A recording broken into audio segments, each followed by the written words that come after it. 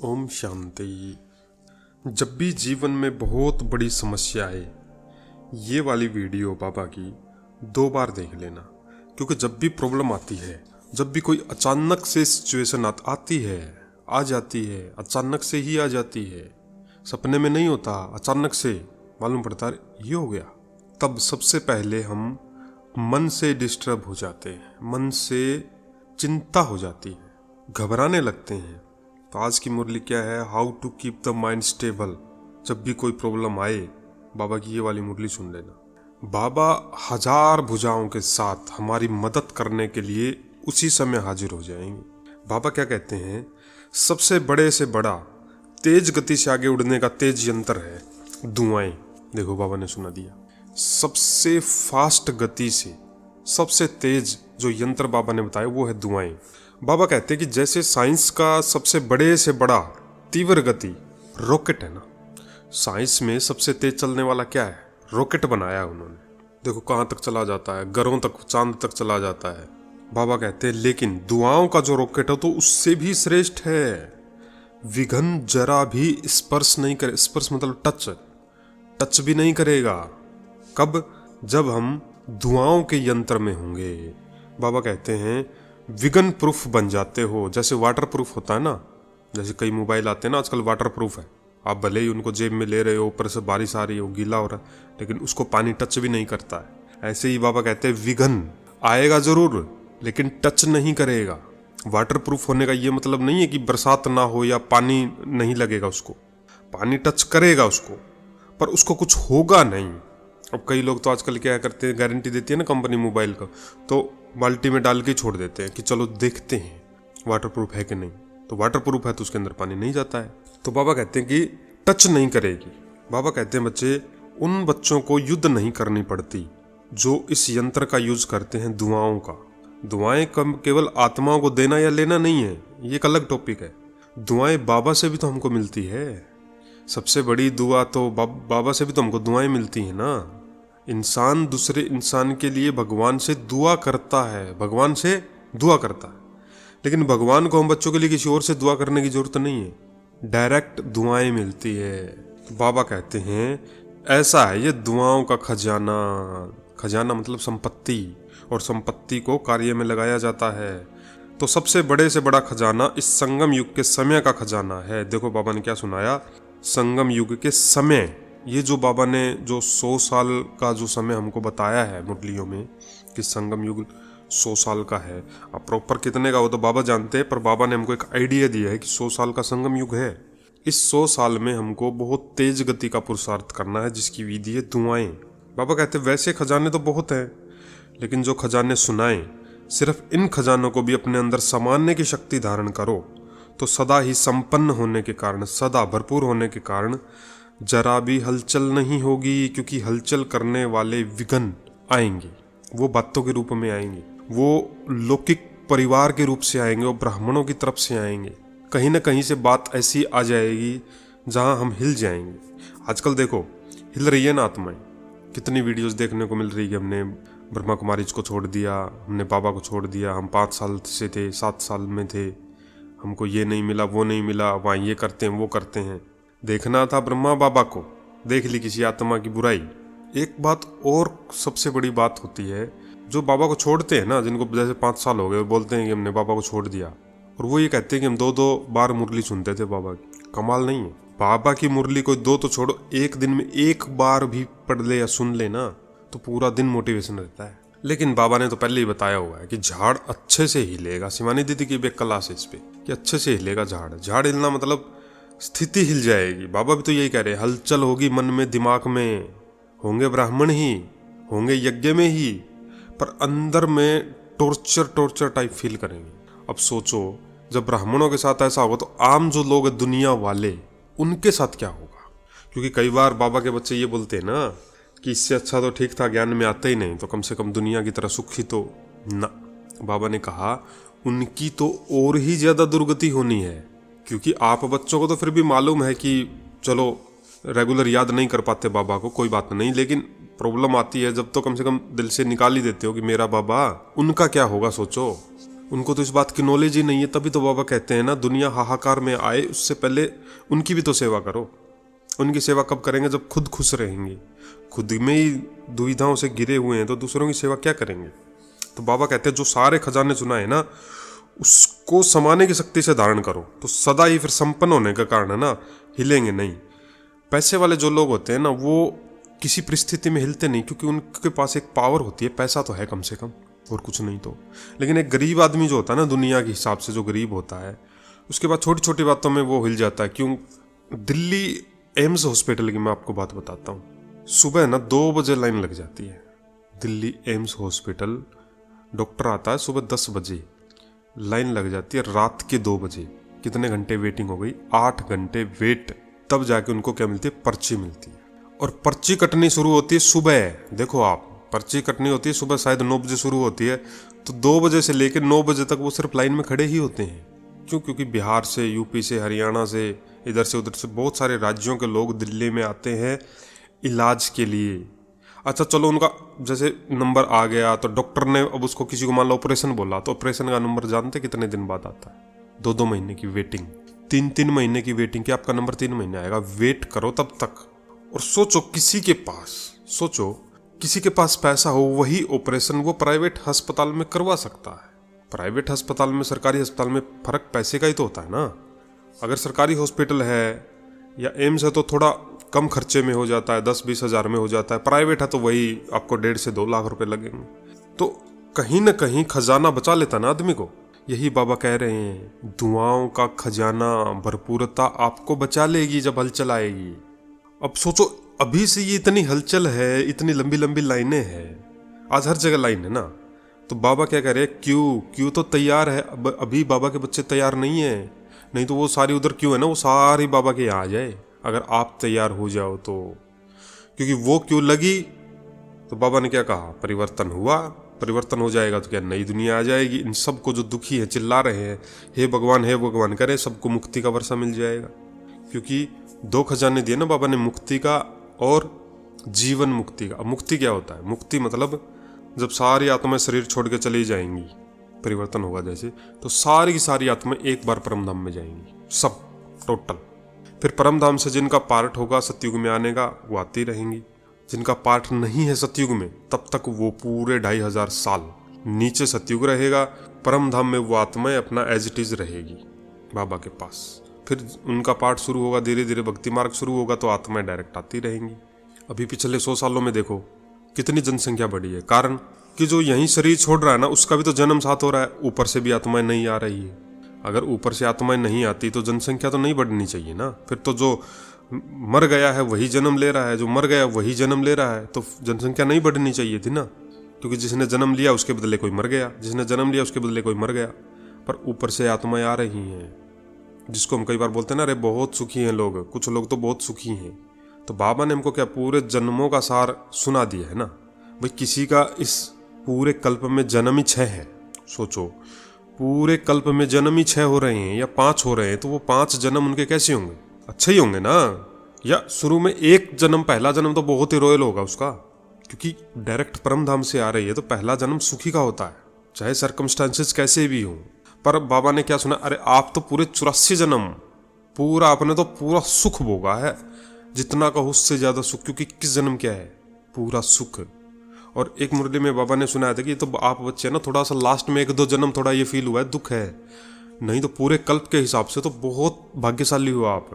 क्योंकि वो मुरली हमको याद है ना, बाबा ने कहा भूखे तो नहीं मर रहे ना औरों की तरह। संसार की हालत देखो ना, फिर भी 2 रोटी तो बाबा खिला ही रहा है। और स्थूल रूप से भले ही कोई कितना भी गरीब है बाबा का बच्चा, बाबा ने क्या कहा? रिचेस्ट इन द वर्ल्ड हो, संसार में सबसे पद्मा पतम पति। एक मुरली में, कल परसों की मुरली थी शायद अव्यक्तवाणी, जिसमें बाबा ने क्या कहा था कि जो बड़े बड़े आदमी है ना संसार के सबसे अमीर, उन सब का धन जोड़ दो ना, उन सब का धन जोड़ दो। जैसे 100 लोग हैं सबसे अमीर पूरी धरती पर, उन सब का धन जोड़ दो, इतना धन तो वहां, इतना धन तो सतयुग में दास दासियों के पास होगा, यानी कि प्रजा के पास होगा। तो बाबा कहते प्रजा तो नहीं बनना ना, उससे भी ऊपर, उससे भी ऊपर मतलब फर्स्ट डिवीजन में आना है, ब्रह्मा बाबा के साथ रॉयल फैमिली में आना है, क्योंकि पद तो बाबा ने कितने बताए, 108 ही बताए है ना। फिर भी बाबा ने क्या कहा, चलो बाबा के बच्चे हैं तो बाबा तो 108 माला की बहुत सारी लड़ियां लगा देगा, आप पुरुषार्थ तो करो। बाबा देखो कितना मतलब हमको बहला देते हैं, कितना ज्ञान सुना देते हैं। बाबा आज की मुरली में बात कर रहा खजाने की, संपत्ति कितना काम आती है, दुनिया वाली संपत्ति भी काम आती है, और बाबा ने क्या कहा, दुआओं का खजाना ये भी काम आएगा, और संगम युग के जो समय का खजाना ये बड़ा कीमती है। बाबा कहते हैं बच्चे, अलचल है ना, अलचल डिस्टर्ब तब होते हैं जब खाली होते हैं अंदर से, भरपूर आत्मा कभी हिलेगी नहीं। हिलना मतलब ये क्यों हुआ, ये भी हिलना है, मेरे साथ ऐसा क्यों होता है, क्यों हुआ। बाबा कहते बच्चे, एक द्वारा एक जैसे खजाने शिव बाबा के द्वारा सभी को मिले हैं। एक को लाख, दूसरे बच्चे को करोड़ दिया हो, ऐसे तो नहीं है ना। ऐसे तो नहीं कि इस बच्चे के लिए बाबा स्पेशल मुरली सुनाते हैं, अच्छा वो थोड़ा बच्चा नया है तो उसको थोड़ी दूसरी मुरली सुना देते हैं, ऐसे तो नहीं करते ना बाबा। लेकिन है एक, सिर्फ लेने वाले जो मिलता है ना, लेते भी हैं, लेकिन मिला, खाया और पिया, मौज किया। ये 4 बातें नोट कर लो, एक बार और रिपीट करते हैं। बाबा से मिला, उसको खाया, पिया, मौज किया और ख़त्म किया। इसको ऐसे समझते हैं जैसे कोई आदमी पूरे दिन काम करता है, उसको शाम को 500 रुपये मिल जाते हैं, काम किए 500-1000 रुपये कमा के लाया। उसने क्या किया, वो 1000 रुपये खाया पिया, उससे मौज की, और वो 1000 रुपये 2 घंटे में ख़त्म कर दिए। इसको क्या बोलते, कमाया, खाया, पिया, मौज किया और ख़त्म। तो फिर उसकी दुर्गति तो होगी ही ना। दुनिया में भी देखो आप, जिसकी सैलरी 20,000 रुपये महीना है, 30,000 है या 15,000 है, 50,000, जितनी भी है, सैलरी आई और उसी महीने खत्म, सैलरी आई उसी महीने खत्म, सैलरी आई उसी महीने खत्म, तो क्या होगा, उसकी दुर्गति तो लिखित निश्चित हो जाती है। क्योंकि ये तो हो गया आया और खाया, आया खाया खत्म, आया खाया खत्म। तो इसको आप लौकिक में भी ऐड कर सकते हो, अलौकिक में भी ऐड कर सकते हो। दूसरे बाबा ने क्या बताया, दूसरे टाइप के बच्चे, वो ये तो हो गए पहले टाइप के बच्चे की। इस टाइप के भी बच्चे होते हैं कि बाबा से मिला, पूरे दिन खाया पिया, मतलब क्या, पूरे दिन खाया पिया मतलब सुबह बाबा से अमृत वेला भी करेंगे, शक्तियाँ लेंगे और वाह बाबा वाह भी करेंगे, मुरली भी सुनेंगे, लेकिन पूरे दिन भर व्यर्थ संकल्पों में, व्यर्थ बातों में, नेगेटिव बातों में, फालतू की बातों में अपनी जो जमा की हुई शक्ति है ना, वो पूरे दिन में ख़त्म कर देंगे। और रात तक आते आते उनकी आत्मा जो होती है ना, पावर डिस्चार्ज हो जाती है, ख़त्म हो जाती है। और फिर रात को बाबा को गुड नाइट भी नहीं बोल पाते। एक सेकंड लगता है ना, बाबा गुड नाइट, कितना टाइम लगा। ये शब्द भी बाबा को बोल नहीं पाते, क्यों, सुबह से जो खजाना था, सुबह तो पावर होती है, शाम तक खत्म। दूसरे टाइप के जो बच्चे होते हैं ना, उसके लिए बाबा सुनाते हैं कि मिले हुए खजानों का ना जमा करते हैं, खाया पिया मौज भी किया, लेकिन जमा भी किया। इसको ऐसे समझते हैं कि किसी की सैलरी 20,000 रुपये है, 20,000 में से वो क्या करता, 3,000 रुपये जमा रखता है, 17,000 रुपये महीने में खर्च कर देता। 20,000 सैलरी आई, तनख्वाह मिली, 3,000 रुपये बचा भी लिए, बाकी खाया पिया मौज किया। हर महीने वो 3,000 रुपये बचाता है। सैलरी आई, 17,000 खर्च कर दिया पूरे महीने में, 3,000 रुपये बचा लिया, तो एक हो गया ये। यानी कि इसको लौकिक में समझते हैं कि बाबा से अमृत वेला किया, शक्तियाँ ली, जमा भी किया। तो वो क्या करते, पूरे दिन थोड़ी थोड़ी मनसा सेवा भी करते रहते हैं, शाम का भी योग कर लेंगे। योग करना मतलब क्या, जमा होना। योग में क्या, मन जमा करने की विधि है मनसा सेवा। बस एक बात समझ लो, बाबा भी कहते हैं ना, ज़्यादा बातों में नहीं जाके एक बात समझ लो, जो जितनी ज़्यादा मनसा सेवा करता है, मनसा सेवा अर्थात जमा करना खाता, तो शाम को जैसे योग करेंगे, यानी कि जमा कर लेते हैं, जमा रखते हैं थोड़ा बहुत। तो बाबा कहते हैं तीसरे टाइप के बच्चे जो होते हैं ना, वो होते हैं सबसे नंबर 1 बच्चे। बाबा कह रहे कि इसी टाइप के बच्चे बनना आप भी, पहले नंबर के दूसरे नंबर के नहीं बनना। लेकिन बाबा ने क्या बताया कि वो बच्चे क्या करते हैं, जमा भी करते हैं, खाते पीते भी हैं, ऐसा नहीं कि मौज नहीं करते। जैसे बाबा क्या कह रहे हैं, लेकिन मिले हुए खजाने को ना और बढ़ाते जाते हैं। इसमें बाबा क्या कहते हैं कि जैसे कोई तनख्वाह लेता है 20,000 रुपये महीने की, तो वो क्या करता, 15,000 रुपये खर्च कर देगा, मौज भी करेगा, 5,000 रुपये जमा भी करेगा हर महीने। लेकिन उस 5,000 रुपये को वो सिर्फ जमा नहीं रखेगा, वो उसको आगे इन्वेस्ट कर देगा। जैसे आजकल बैंकों में FDs होती है ना, FD होती है, सेविंग का भी इंटरेस्ट मिलता है, या कहीं ज़मीन में इन्वेस्ट कर देगा किस्तों के हिसाब से। इसको, ये दुनिया की बात हो गई ना कि 20,000 आए, तनख्वाह मिली, 15,000 रुपये खर्च कर दिए, 5,000 रुपये महीना बचाए, लेकिन उस बचे हुए पैसे को भी आगे भविष्य के लिए इन्वेस्ट कर दिया, तो 5,000 का 6,000 बन जाएगा। तो सबसे नंबर 1 दुनिया में भी तो जो बड़े बड़े लोग हैं वो यही करते हैं, पैसा कमाते हैं, उसको बचाते हैं, उसको आगे के लिए सोने में, सिल्वर में, गोल्ड में इन्वेस्ट कर देते हैं, ताकि पैसे से पैसा बनता रहे।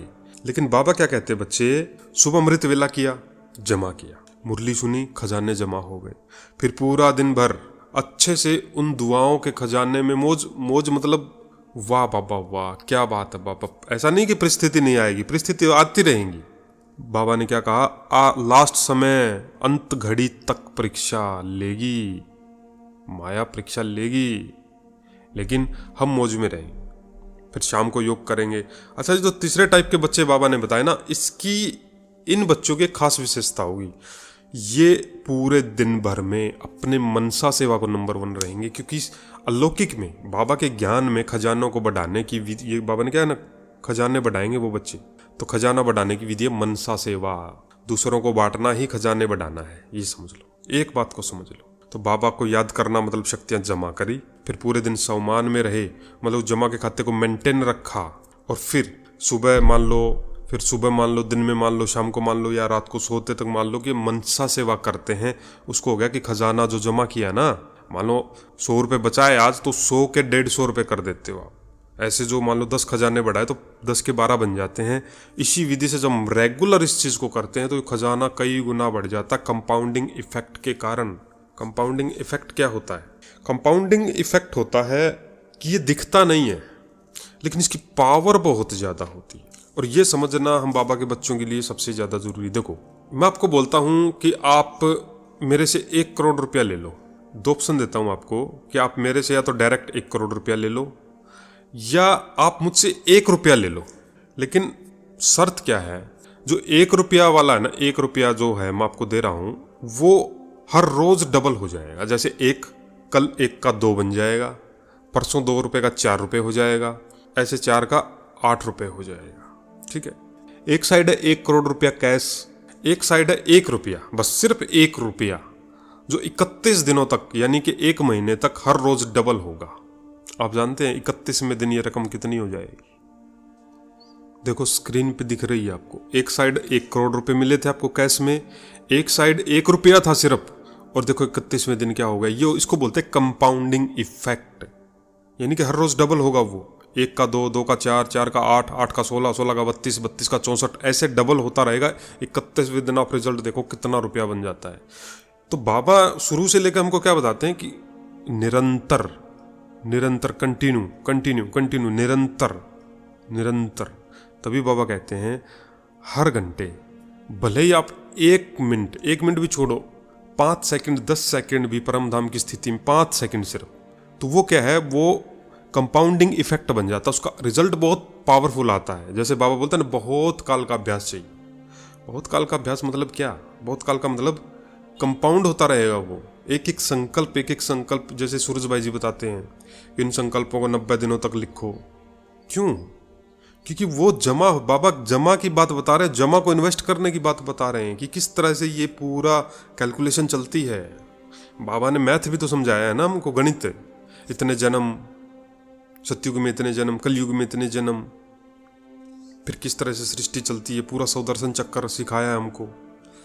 तो बाबा ने ये पूरी कैलकुलेशन की निरंतर क्यों करना जरूरी है, बहुत काल क्यों? बहुत काल मतलब टाइम, समय, बहुत मतलब बहुत ज़्यादा। और एक बाबा तो हमको बल्कि एक ही समय पर सुबह अमृत वेला, पूरी दुनिया में देखो सभी ब्राह्मण अमृत वेला करते, तो उसका प्रभाव देखो। ये जो बाबा के बच्चे जिनको 2 साल हो गए, 5 साल हो गए, 10 साल हो गए, बाबा को छोड़ के जा रहे हैं, झाड़ थोड़ा थोड़ा हिल रहा है। कारण क्या है? कारण है अप्राप्ति दिख रही है, यानी कि 10 साल ज्ञान में रहने के बाद कोई प्राप्ति दिखी ही नहीं, या किसी की कोई कमजोरी देख ली, या किसी आत्मा को फॉलो कर लिया बाबा को बजाय, तो तभी तो हलचल होती है ना। या दुनिया की तरफ चलो, थोड़ा दुनिया का रस ले लेते हैं। शिवानी दीदी की एक क्लास है, अगर आपने इसी चैनल पे है एक, अगर आपने सुनी हो तो, कि दुनिया बोलेगी वाह मेरा बाबा आ गया है, और इधर से ब्राह्मण छोड़ के जाएंगे। सीन देखो आप कैसा होगा। 10 साल वाला कह रहा है कि कुछ नहीं है, जिसको 10 साल ज्ञान में हो गए वो कहेगा यार कुछ नहीं है यहाँ, लेकिन दुनिया हाहाकार में होगी और वो बोलेगी वाह मेरा बाबा आ गया, मैं क्यों लगेगी ना। वो नज़ारे ही अलग होंगे। जैसे बाबा ने बोला, एक तरफ विनाश होगा, एक तरफ स्थापना होगी, एक तरफ जय जयकार होगी और एक तरफ हाहाकार होगी। ये इस तरह से 1 सेकंड का पेपर होगा। तो 3 तरह के बच्चे की हिलना नहीं है, अपने खातों को जमा करते रहना है। इतना वंडरफुल मुरली सुनाई है देखो बाबा ने, तो बाबा कहते हैं बच्चे, बाप के खजाने को अपना खजाना बनाए बढ़ाते जाते हैं। कौन से? तीसरे नंबर वाले बच्चे। तीसरे नंबर वाले ही फर्स्ट नंबर के बच्चे हैं। तो बाबा कहते हैं देखना कि मैं कौन हूँ, फर्स्ट नंबर हूँ, सेकंड हूँ, थर्ड हूँ, क्या हूँ, चेक करो।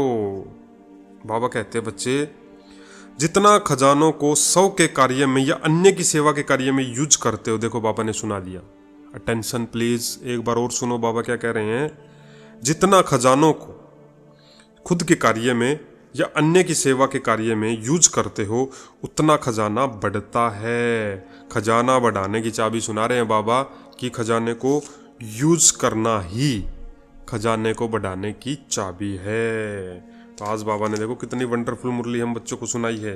ये वाली मुरली बाबा के सभी बच्चों के पास शेयर जरूर करना। तो आज बाबा ने कितनी वंडरफुल मुरली हम बच्चों को सुनाई है, जिसके लिए बाबा का दिल से शुक्रिया बाबा, शुक्रिया बाबा, शुक्रिया बाबा। अच्छा, ओम शांति।